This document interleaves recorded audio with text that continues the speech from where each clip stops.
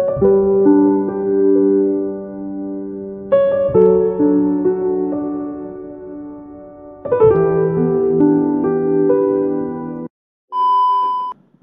Bolotani, di awal video saya mengucapkan turut berduka cita yang mendalam atas terbakarnya pabrik dan gudang CV Saprotan Utama yang berada di Jawa Tengah. Jadi beberapa waktu yang lalu, tepatnya kemarin, itu terjadi kebakaran di gudang B CV Saprotan Utama yang berada di Jawa Tengah. Untuk kronologisnya, sampai saat ini saya belum menerima kronologis bagaimana terjadinya kebakaran tersebut, dan bagaimana kondisi saat ini masih belum saya terima dari rekan-rekan yang berada di Semarang. Nah, beberapa waktu yang lalu, tepatnya di bulan Februari tahun 2022, saya bersama tim Sadewa Agrijaya Kediri mengadakan kunjungan ke CV Saprotan Utama yang kebetulan sempat mengunjungi gudang yang saat ini kebakaran. Nah, sebenarnya apa aja sih yang ada di gudang ini yang sedang terbakar, dan nanti kita prediksikan bagaimana ke depan efek dari terbakarnya gudang B CV Saprotan. Ayo kita bahas bersama saya Amri, ini dia Sosio Agropreneur.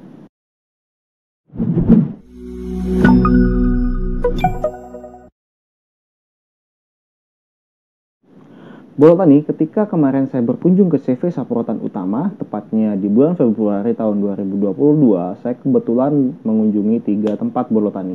Yang pertama datang itu saya langsung menuju ke tempat ini Bolotani. Nah, di sini ada 2 titik untuk gudang. Yang gudang pertama itu ada di pinggir jalan raya, sedangkan yang kedua itu masuk jalan untuk masuk ke tempat produksi. Nah, saya kebetulan tidak mengunjungi yang di pinggir jalan, tetapi mengunjungi tempat produksi ini Bolotani. Nah, di sini dipisahkan menjadi 2 gudang Bolotani. Yang pertama ini gudang yang selesai produksi, jadi gudang penyimpanan saja untuk pupuk. Yang selanjutnya itu gudang untuk bahan baku, untuk raw material dari produksi pupuk. Nah, di sini biasanya itu yang diproduksi adalah Vertipos. Ini yang utama sekali. Yang diproduksi di tempat ini untuk tahun ini, Saprotan Utama ini sudah memproduksi kapasitas 100.000 ton per tahun. Dan ini dibangun pabrik kedua untuk mencapai kapasitas produksi 200.000 ton per tahun. Nah, di pabrik yang sebelah sini Bolotani, ini tidak hanya memproduksi Vertipos, tetapi NPK yang juga diproduksi dari CV Saprotan. Nah, di raw material yang di sini ini ada dari rock fosfat. Nah, rock fosfat ini dalam bentuk gunungan, cuma saya nggak bisa mendokumentasikan waktu itu, ada bentuk gunungan yang cukup tinggi dan itu berisi rock fosfat, sedangkan untuk kaliumnya itu dalam kantong besar yang berisi sekitar 1,2 ton Bolotani untuk satu kantongnya. Nah, untuk ureanya sendiri di sini menggunakan urea yang sudah jadi. Biasanya juga impor ataupun ketika di Indonesia itu ada, di sini menggunakan dari urea daun buah pril. Nah, di sini setelah dari sini ini saya mengunjungi yang saat ini terbakar. Untuk di tempat ini saya tidak bisa menceritakan banyak hal karena di sini lebih kepada produksi Vertipos dan NPK yang 9156 tadi itu. Nah, untuk NPK 9156 ini NPK yang baru launching tahun 2022, dan untuk kontrak penjualan di area Jawa Timur masih dipegang CV Sadewa Agrijaya Bolotani. Jadi untuk Bolotani yang ada di Jawa Timur dan ingin menggunakan NPK 9156, langsung hubungi toko terdekat, langsung minta toko untuk stok NPK 9156 di CV Sadewa Agrijaya. Karena untuk yang lain masih belum ada, hanya di CV Sadewa Agrijaya Bolotani. Nah, setelah dari tempat ini Bolotani, saya bersama tim Sadewa diajak untuk meeting di gudang B. Nah, di gudang B ini ada tempat meetingnya. Selanjutnya, apa sih yang ada di gudang B ini? Di gudang B ini menjadi tempat packing untuk produk impor. Jadi untuk NPK 1616 yang originnya Rusia itu di packing di sini Bolotani. Jadi tidak di packing di tempat produksi yang tadi itu. Di sini juga menjadi tempat packing untuk pupuk-pupuk foliar dan juga pestisida Bolotani. Nah, kalau untuk pestisida khususnya itu Debestan itu sudah packing dari luar. Jadi ketika impor itu sudah dalam bentuk packing, tidak di packing lagi di sini. Jadi tinggal jual untuk CV Saprotannya ke distributor yang ditunjuk oleh CV Saprotan Utama. Selanjutnya di sini ini ada apa aja? Di sini ada berbagai macam dari pestisida Bolo Tani. Di sini disimpan semua pestisidanya. Ada insektisida itu banyak sekali yang dari CV Saprotan ya.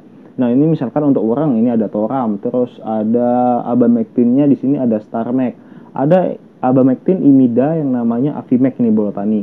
Ada juga Avidor, terus ada juga Dimehipo, ada yang Dimehipo dalam namanya itu Kempo, ada yang namanya pentakron dan lain sebagainya. Terus untuk moluskisidanya di sini Saprotan itu memiliki bahan aktif ventin asetat yang namanya Debestan. Nah, yang ini yang diproduksi di luar dengan packing di luar dan sampai di Indonesia tinggal di sebar untuk disuplai ke distributor yang ditunjuk CV Saprotan. Nah, untuk herbisida sendiri yang ada di gudang sini banyak banget. Banyak banget. Produk dari CV Saprotan itu banyak banget ya. Nah, yang di sini nih untuk yang menggunakan bahan aktif atrazin dan mesotrion, ini ada namanya sutrazin Bolo Tani. Sutrazin ini untuk tanaman jagung dan di sini ada yang menggunakan bahan aktif metil bensulfuron dan saya lupa, natrium bispiribek. Nah, ini namanya Ultron Bolo Tani. Di sini ada dua kemasan, ada yang 25 gram, mohon maaf, ada yang 20 gram dan ada yang 8 gram. Nah, selanjutnya itu ada yang menggunakan paraquat. Di sini paraquat ada yang namanya Quatson, ada yang namanya Marason, ada yang namanya Ramoxon. Nah, ini dia. Nah, di sini juga ada yang menggunakan glifosat. Bahan aktif glifosat yaitu ada Posat, ada Boom Up, ada John Up dan lain sebagainya Bolo Tani. Jadi produksi pestisida dari Saprotan ini luar biasa banyak. Nah, nggak lupa ini produk yang cukup luar biasa yang namanya ini Torbinol. Ini menggunakan bahan aktif azoxystrobin difenoconazole dengan kandungan 480 SC, benar-benar tinggi. Nah, selanjutnya itu di sini ada produk baru Bolo Tani. Produk baru itu ada yang namanya Oxar. Nah, Oxar ini nggak tahu apakah nanti ini akan bisa segera disuplaikan karena kondisinya seperti ini. Oxar ini menggunakan bahan aktif Emamectin dan Indosakap. Terus juga ada fipronil Bolo Tani yang namanya Cozima. Nah, ini sayang banget, ini benar-benar produk baru dari Saprotan. Saya juga belum pernah pegang barangnya kan, benar-benar produk baru yang launching kurang lebih 1 bulan yang lalu. Dan semoga sudah tersebar di distributor-distributor sehingga nantinya kita bisa mencoba Oxar dan Cozima ini Bolo Tani. Ada lagi produk yang di situ fungsinya untuk zat pengatur dan perangsang tumbuh. Itu banyak banget, salah satunya adalah Poston dengan bahan aktif Paclobutrasol Bolo Tani. Nah, itu seputar untuk pestisida yang diproduksi oleh Saprotan Bolo Tani. Nah, untuk pupuknya sendiri itu bagaimana? Pupuk dari Saprotan itu banyak banget. Dari kandungan fosfat, yang menggunakan kandungan fosfat tinggi itu ada Vertipos. Vertipos baik yang kuning maupun hijau. Di sini ada fosfatnya sekitar 20%. Tidak lupa juga ada Postgrow. Postgrow juga sekitar 20%. Terus ada yang menggunakan basicnya itu tunggal di urea atau di NH4 yang mana di sini menggunakan lapisan lagi dilapisi argon, dan argon itu berfungsi agar ketika di tanah-tanah kering itu tidak terjadi penguapan nitrogen sehingga di situ di coating dengan argon agar tidak menguap ke udara. Nah, ini namanya Urecot. Nah, Urecot sendiri ini produk yang sangat bagus untuk produk urea dari Saprotan. Terus beranjak ke yang menggunakan bahan utama itu kalium. Di sini ada KCl. KCl di sini menggunakan KCl putih, berbeda dengan produk Wilmar ataupun produk dari HFI yang berwarna merah. Nah, untuk dari Saprotan ini menggunakan KCl putih Bolo Tani. Terus ada ZK Saprotan utama. Yang ini ZK Pak Tani ini kualitasnya luar biasa. Nah, selanjutnya itu ada NPK Majemuk, NPK 1616, NPK 1515, NPK 12 dan lain sebagainya. Sangat banyak untuk NPK Majemuk dari Saprotan. Nah, di sini untuk NPK itu biasanya menggunakan warna biru dan merah. Kenapa? Karena pasar yang sebenarnya di Indonesia itu berwarna biru, sedangkan untuk impornya sendiri itu berwarna merah. Jadi ketika masuk ke gudang saprotan ini dilapisi warna lagi, di coating dengan warna biru sehingga bisa diterima di pasar Indonesia.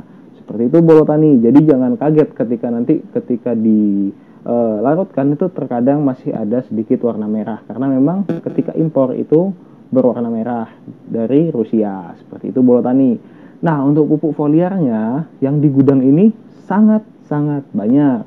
Yang mungkin sangat familiar bagi Bolo Tani itu ada Ultradap, ada MKP, ada KNO. Ini benar-benar familiar banget. Dan ini diproduksi di gudang sini Bolo Tani. Nah, ketika di gudang sini juga ini produk pupuk yang banyak banget. Ada yang namanya neokristalon. Neokristalon itu ada 3, ada neokristalon hijau, ada neokristalon kuning dan merah. Ini sesuai dengan fase-fase ketika mau digunakan. Ada juga yang namanya neokristalon boron yang menggunakan kandungan boron murni sebanyak 55%. Nah, selanjutnya di sini ada produk Ultradap, ada produk magnesium sulfat, ada produk MKP, ada Fertila padi 1 dan 2, ada Fertila tembakau, ada Fertila kopi, ada Fertila jeruk dan lain sebagainya. Nah, sebenarnya dari produk saprotan itu sudah sangat-sangat lengkap Bolo Tani.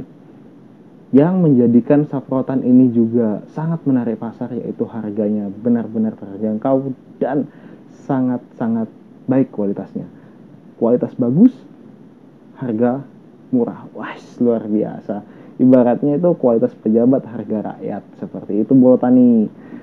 Nah, kedepannya seperti apa ya?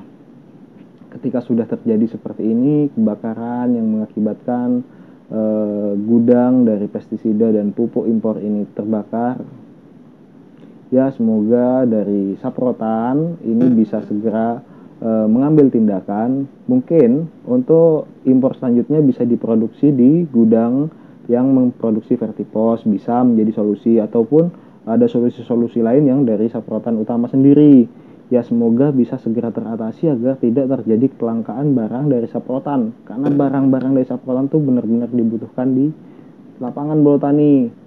Pasti Bolo Tani sedikit banyak pasti tahu tentang produk-produk saprotan, walaupun tidak semua produk.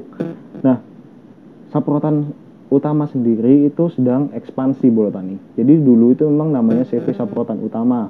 Sedangkan pada saat ini sudah merger menjadi PT Saprotan Utama Nusantara Bolo Tani. Di mana saat ini Saprotan juga sedang bekerja sama dengan Corteva. Jadi Corteva memproduksi benih P21 yang dimana pemasarannya dipegang oleh Saprotan. Saya juga nggak tahu apakah saat ini untuk P21 juga disimpan di gudang B, saya juga kurang paham karena memang informasinya masih saya belum mengetahui tentang penyimpanannya. Yang jelas pada saat ini untuk di lapangan memang kosong barang P21. Semoga tidak disimpan di situ ya, biar bisa tersuplai ke petani-petani seperti itu. Nah, mungkin segitu dulu. Untuk ke depan seperti apa, yang jelas akan ada kelangkaan dari produk saprotan, tapi semoga untuk barang-barang yang ada di distributor-distributor yang sudah ditunjuk saprotan itu bisa mencukupi stok saprotan sampai dari saprotan sendiri itu bisa segera membenahi dan bisa memproduksi kembali. Harapan kami dari teman-teman semoga ini menjadi pelajaran bagaimana ke depan saprotan itu, ini sebuah tantangan buat saprotan, di mana saprotan ke depan ini bisa mengatasi situasi-situasi semacam ini. Semoga sukses, semoga ini tidak berlangsung lama, segera ada solusi sehingga produk-produk itu bisa tersuplai dengan baik. Terima kasih, salam sukses dari Sosio Agrofrena.